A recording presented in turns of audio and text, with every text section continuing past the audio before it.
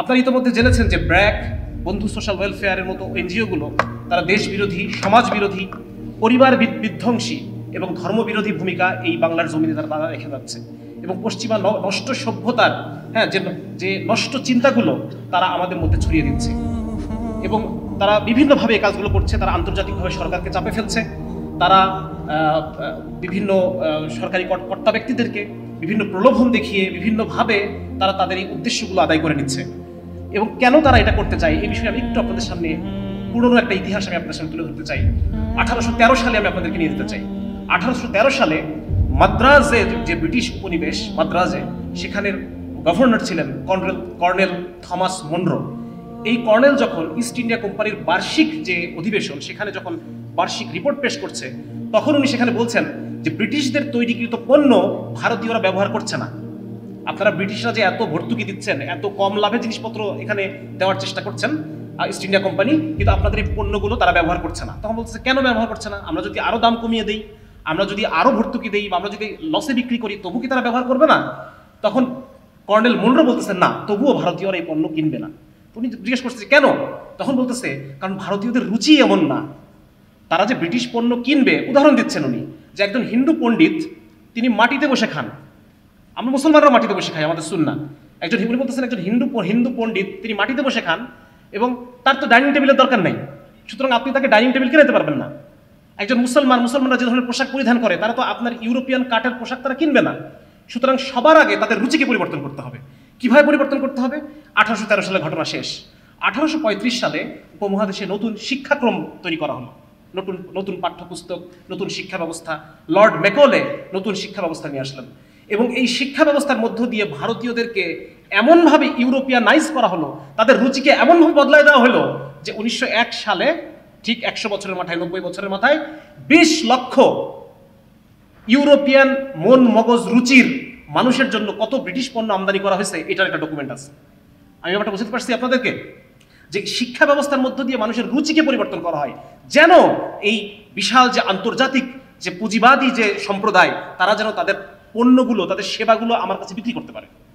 মোট কথা বাজার তৈরি করতে পারে। বড় বাজার তৈরি করার জন্য তারা আমাদের শিক্ষা ব্যবস্থার মধ্য দিয়ে আমাদের রুচিকে তারা পরিবর্তন করে দেয়। তাহলে এখন আমি যে পয়েন্টে আমি আসতে চাচ্ছি, যে এই যে ট্রান্সজেন্ডার মতবাদ আমাদের মধ্যে ছড়ায়, তাদের কি লাভ? আমাদের এখানে এই ট্রান্সজেন্ডার মতবাদ ছড়ানোর মধ্যে কি লাভ, সেটা আমরা এখন বুঝতে পারবো। সেটা হচ্ছে যে আপনারা জানেন যে এই যারা বিকৃত রুচির যারা মানুষ হয়, সিটি ইউনিভার্সিটি অফ নিউ ইয়র্কের clinical psychologist professor Margaret Rosario তার স্টাডিতে বলতেছেন যে সমস্ত তরুণ তরুণীর বিকৃতকামী, তারা নিজেদেরকে LGBTQ দাবি করে, এই সমস্ত তরুণ তরুণীর মধ্যে হাই রিস্ক সেক্সুয়াল বিহেভিয়ার তাদের মধ্যে বেশি। যে সমস্ত যৌন আচরণে প্রচুর অসুখ বিসুখ হওয়ার সম্ভাবনা, এগুলো তারা বেশি বেশি করে। 2 নম্বর হচ্ছে খুব কম বয়সে তারা যৌন কার্যক্রম শুরু করে। 3 নম্বর হচ্ছে তাদের high number of sexual partner থাকে। স্বামী স্ত্রী যেরকম আমরা একটা কমিটমেন্টে থাকি, তাদের তো কোনো কমিটমেন্ট নাই, তারা ফ্রিকোয়েন্টলি, খুব দ্রুত তারা পার্টনার চেঞ্জ করে। 4 নম্বর হচ্ছে তারা অর্থের বিনিময়ে তারা যৌনতাকে বিক্রি করে। এবং 5 নম্বর হচ্ছে তারা আনপ্রোটেক্টেড সেক্সুয়াল অ্যাক্টিভিটির মধ্যে তারা জড়িত হয়। তার মানে দেখেন, এই যে বিপুল সংখ্যক জনগোষ্ঠীকে আজকে পাঠ্যপুস্তকের মধ্যে শিশুর কচি মনে যখন বারবার দেখানো হবে যে একজন সমকামী, একজন ট্রান্সজেন্ডার, এই মানুষগুলা কত তারা সেলিব্রিটি, তখন স্বাভাবিকভাবে শিশুর অন্তরটা চাবে আমিও এমন হতে চাই। ছোটবেলায় আমরা পেপারে বোর্ড স্ট্যান্ড করা ছেলেদের ছবি দেখতাম, মেয়েদের ছবি দেখতাম, বোর্ড স্ট্যান্ড যারা করছে, তখন আমার মনটা চাইতো যে আমি একসময় স্ট্যান্ড করবো, আমার ছবিটাও এই পেপারে ছাপা হবে। ঠিক একইভাবে শিশুদের মনে এটা আসে। তো এর ফলে এই পাঠ্যপুস্তকের মধ্যে 6, 7, 12, 13 বছরের বাচ্চাদের মনের মধ্যে এই জিনিসটা ঢুকায় দেওয়ার মধ্য দিয়ে যে বিপুল পরিমাণে অস্থিরতা তৈরি হবে মানুষের মধ্যে। একটা ছোট বাচ্চা সে মনে করবে আমি মনে হয় মেয়ে, আমি মনে হয় ছেলে। এই যে মানসিক অসুখ তার মধ্যে তৈরি হবে, এর ফলে একটা বিপুল বাজারের দরজা খুলে যাবে আমাদের এই দেশে, যে জিনিসগুলো আমাদের কাছে বিক্রি করবে। তারা যেমন ধরেন HIV, এইডস, এই এইডসের টিকা, এইডসের প্রোফাইল্যাক্সিস টিকা, আগে এইডস হওয়ার আগে পতিতাদের মধ্যে বিভিন্ন টিকা দেওয়া হয়, সমকামীদের মধ্যে বিভিন্ন টিকা দেওয়া হয়। এই টিকা এখন আমাদের প্রয়োজন হচ্ছে না, কিন্তু তখন আমাদের প্রয়োজন হবে।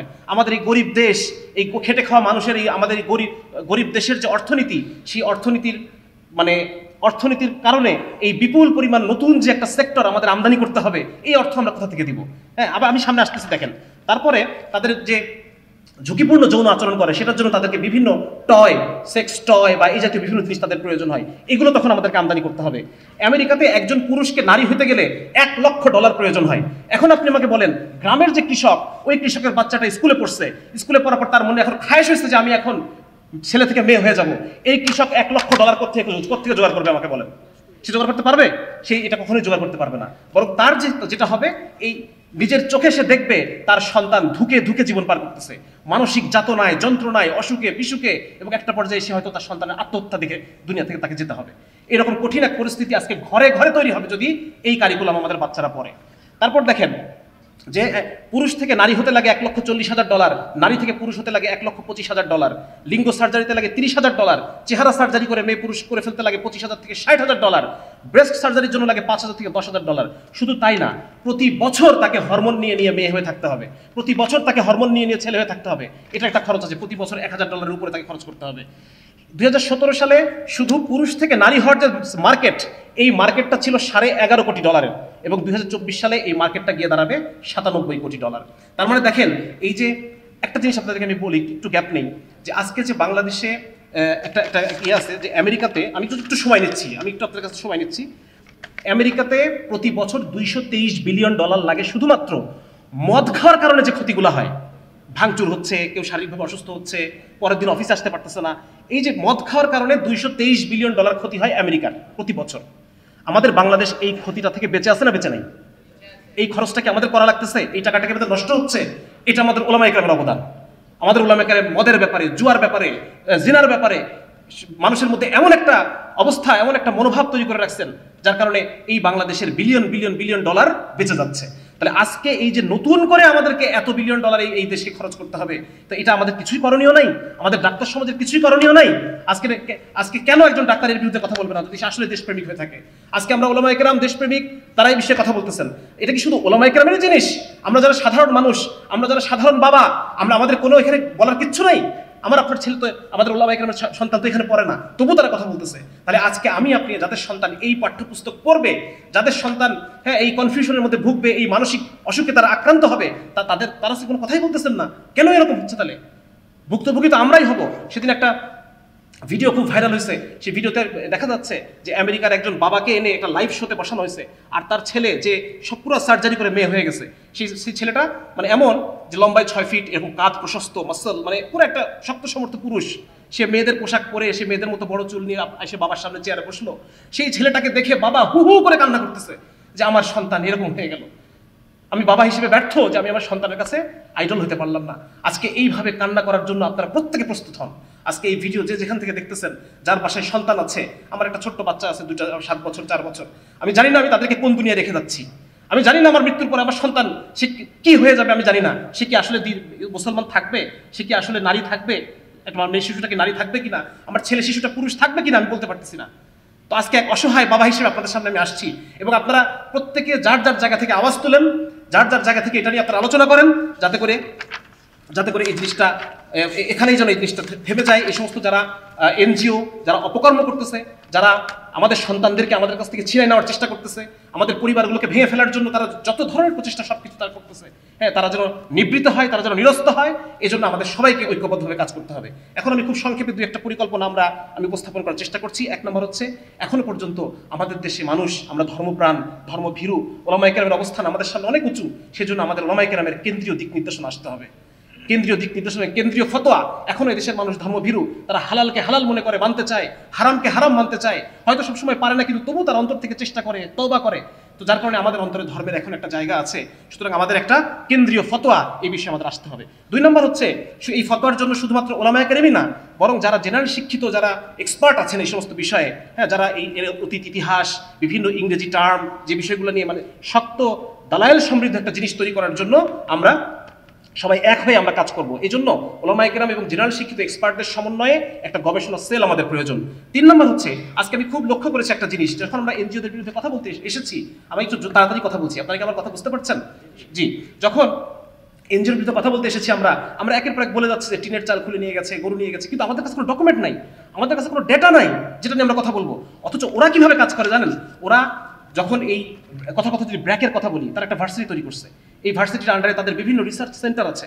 একটা সেন্টার শুধু এই জন্য ডেডিকেটেড সেন্টার, একটা ডেডিকেটেড সেন্টার শুধুমাত্র এই জন্যই যেটা ট্রান্সজেন্ডার এবং সমকামিতা নিয়ে রিসার্চ করবে, এবং এই রিসার্চের যে ফলগুলা এগুলো তারা নিয়ে এসে দেখায় যে এই দেশের ট্রান্সজেন্ডার অনেক কষ্টে আছে।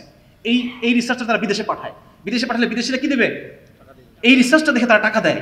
হ্যাঁ, এই রিসার্চটা তারা সরকারের বিভিন্ন যখন মিটিং হয় সেখানে তারা ঢোকে, এই রিসার্চগুলো তারা দেখায় এবং সরকারি পলিসিকে নিজের পক্ষে আনার চেষ্টা করে। আজকে যে আমরা গভর্নমেন্টের সামনে কিছু একটা উপস্থাপন করব, কোনো একটা পলিসিকে আমরা আমাদের পক্ষে, ইসলামের পক্ষে আনার জন্য চেষ্টা করব, আমাদের হাতে ডেটা কোথায়, আমাদের রিসার্চ কোথায়, আমাদের ডকুমেন্টেশন কোথায়? এই জন্য খুব জরুরি হচ্ছে যে আমরা ওলামায়ে কেরাম এবং জেনারেল শিক্ষিত দায়ীদের সমন্বয়ে আমাদের একটা রিসার্চ উইং আমাদের হতে হবে। এরপর আরেকটা এটা যে ইসলামের উপরে যে কোনো সামগ্রিক যে হামলাগুলো হচ্ছে, আজকের মতো আমরা সবাই মিলে একসাথে কাজ করব। বিভিন্ন ঘরানার ওলামায়ে কেরাম, বিভিন্ন চিন্তার যারা জেনারেল শিক্ষিত আমরা দাওয়াতের কাজ করছি, আমরা সবাই একসাথে কাজ করবো ইনশাআল্লাহ। এখনো আরেকটা জিনিস হচ্ছে আমাদের মিডিয়া, এগুলোকে আমাদের পক্ষে না। আমি লাস্টে আরেকটা কথা বলবো হয়তো মিডিয়ার উদ্দেশ্যে। মিডিয়া এগুলো কেউ আমাদের পক্ষে নেই, হ্যাঁ, সবাই তাদের পক্ষে, কারণ এদের উপর আছে প্রচুর টাকা। যার কারণে আমাদের যে কাজটা করতে হবে, এখন একটা জিনিস আমাদের হাতে আছে, সেটা হচ্ছে মসজিদের মেম্বারগুলো আমাদের মিডিয়া। একটা কেন্দ্রীয় নির্দেশনা যদি আসে, এটা বাংলাদেশের লক্ষ লক্ষ মসজিদে এক শুক্রবারে পৌঁছে দেওয়া সম্ভব কিনা বলেন? হ্যাঁ, সুতরাং এই জায়গায় আমরা দায়িত্বশীলতার সাথে এই জায়গাগুলো আমরা কাজ করবো ইনশাল্লাহ।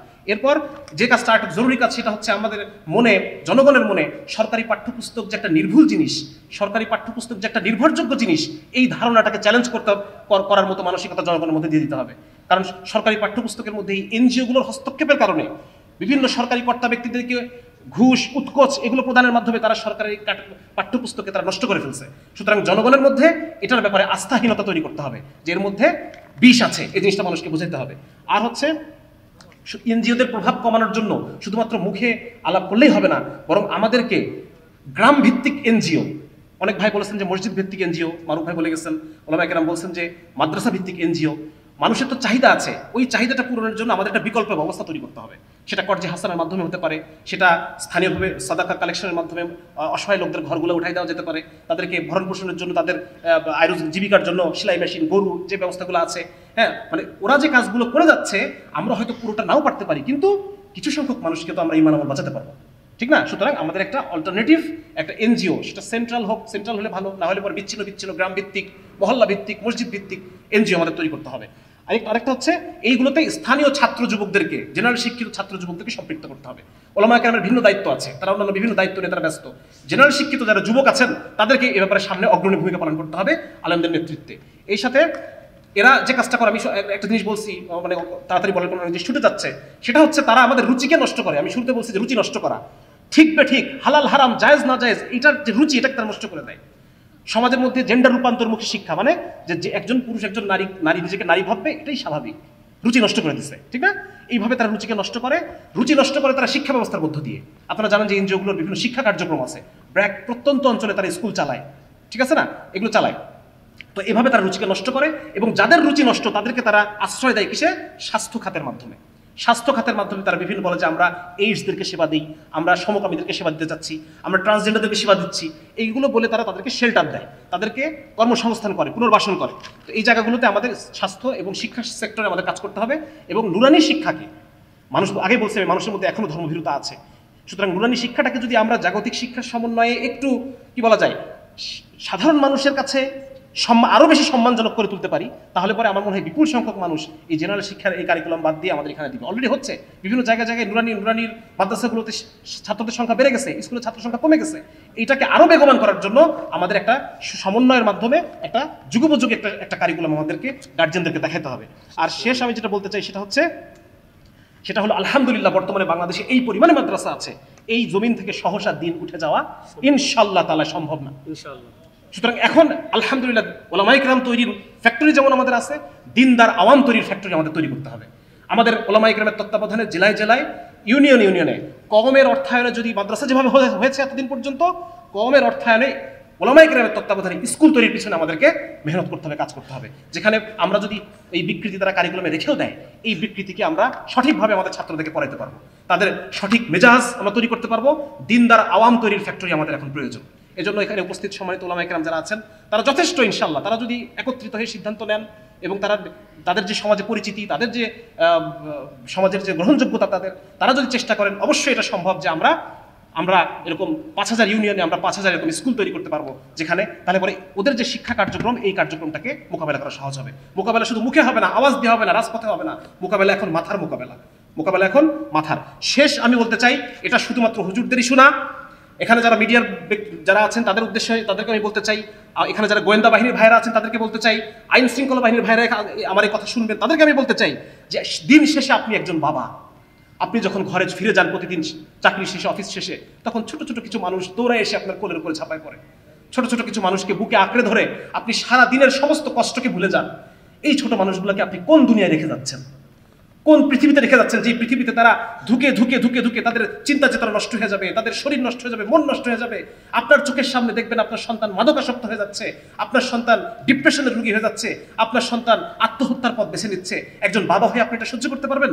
যদি সহ্য করতে পারেন তাহলে আপনি এসে আমাদেরকে ধরে নিয়ে যান, আর যদি আপনি সহ্য করতে না পারেন তাহলে আমাদের সাথে সুর মিলায় বলেন, আমাদের সাথে সুর মিলায় এই চক্রান্তের বিরুদ্ধে, এনজিওদের দেশ বিরোধী অপতৎপরতার বিরুদ্ধে আপনাকেও কথা বলতে হবে, কারণ আপনি একজন বাবা। আপনার সেই পিতৃত্বকে উদ্দেশ্য করে বলছি যে আপনার সন্তানের ভালো আজকে আপনাকে সিদ্ধান্ত নিতে হবে, আপনি কার পক্ষে কথা বলবেন, কার পক্ষে কাজ করবেন। আমার আলোচনা এখানে শেষ। সবাইকে অসংখ্য জাযাকাল্লাহ, কষ্ট করে ধৈর্য ধরে আমার আলোচনা শোনার জন্য। আসসালামু আলাইকুম ওয়া রাহমাতুল্লাহি ওয়া বারাকাতুহু।